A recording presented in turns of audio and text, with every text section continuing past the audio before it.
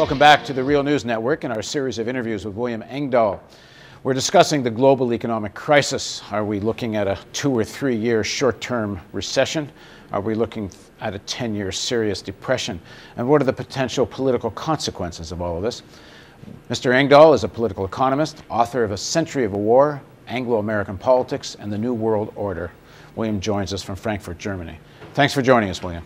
Thank you for having me, Paul. So, William, we left off the last interview talking about the hollowing out of the American economy and the fact that it could take a decade to rebuild a real economy in the United States.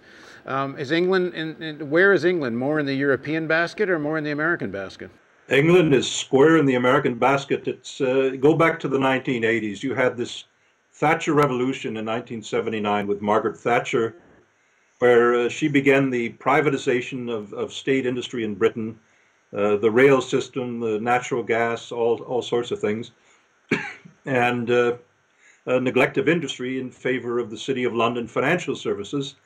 And of course, the City of London became the major supporter for the financial campaign of the Conservative Party under Thatcher.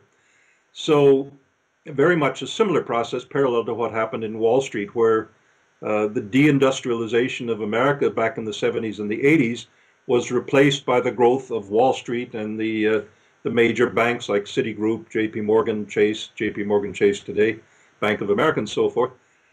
And in England, it's the case that the entire industrial economy, with the exception of a few tiny pockets of defense industry, is really a hollowed out wreck. It's a service economy, and the services that have been fueling the economy, other than football teams with Russian investors, have been the financial services, and that is really on the rocks right now.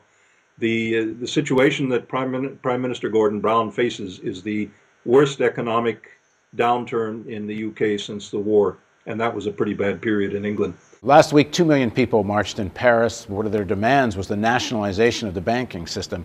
We've seen this demand emerge in many places.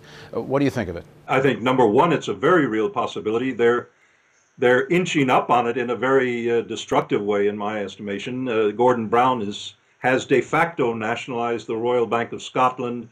He's about to nationalize Barclays Bank and several others. Northern Rock they did last summer in a very inept way. But what we're talking about, Sweden went through a similar crisis in the early 90s, along with Denmark and some of the Scandinavian economies. And what they did was take the situation, the government took the situation in hand.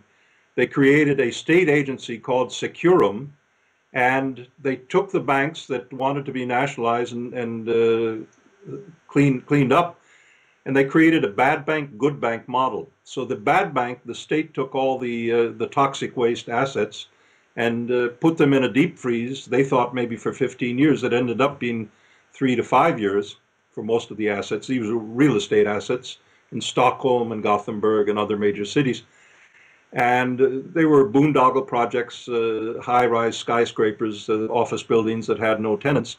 But in 3 to 5 years, the economic climate improved dramatically, and the state could sell off these assets. And actually, in the end, the bank rescue ended up making a slight profit.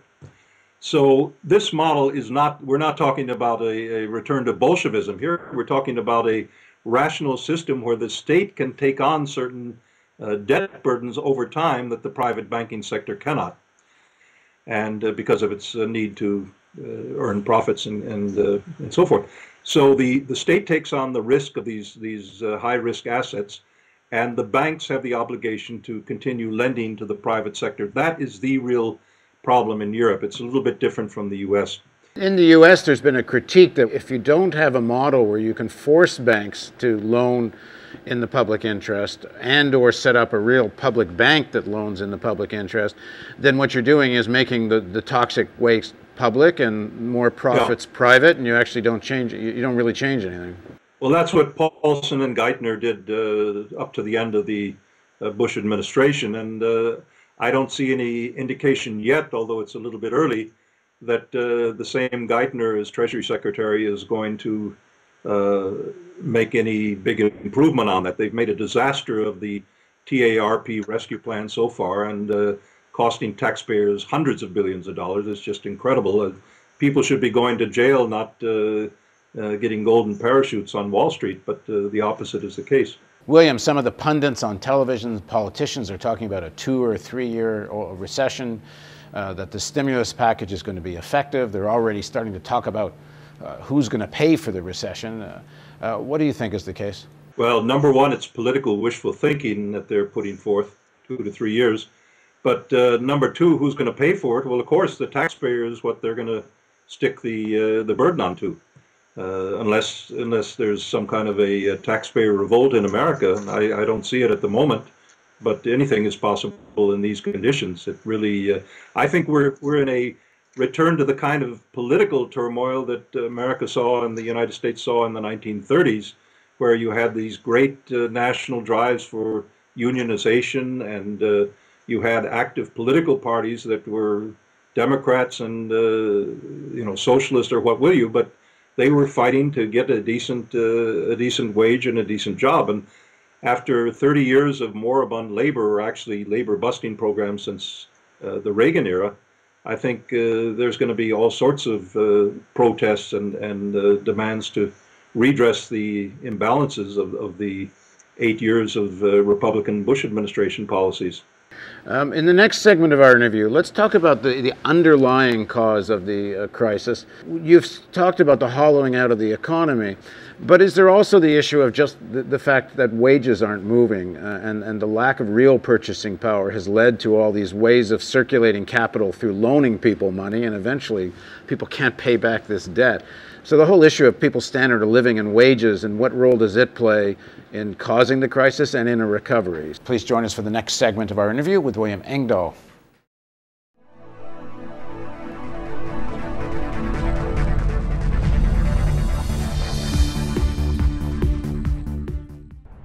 Donate today and receive a new documentary film available to members of the Real News Network. The History of the National Security State with legendary author Gore Vidal.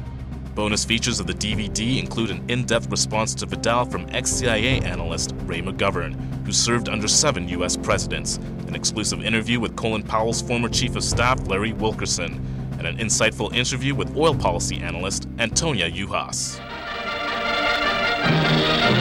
The news magazine of the screen. Living glimpses of history in the making. Hollywood and Washington, there's a symbiotic relationship. They both deal with illusions. Reality doesn't often play much of a part. I think I saw through the myth of the Cold War almost from the beginning.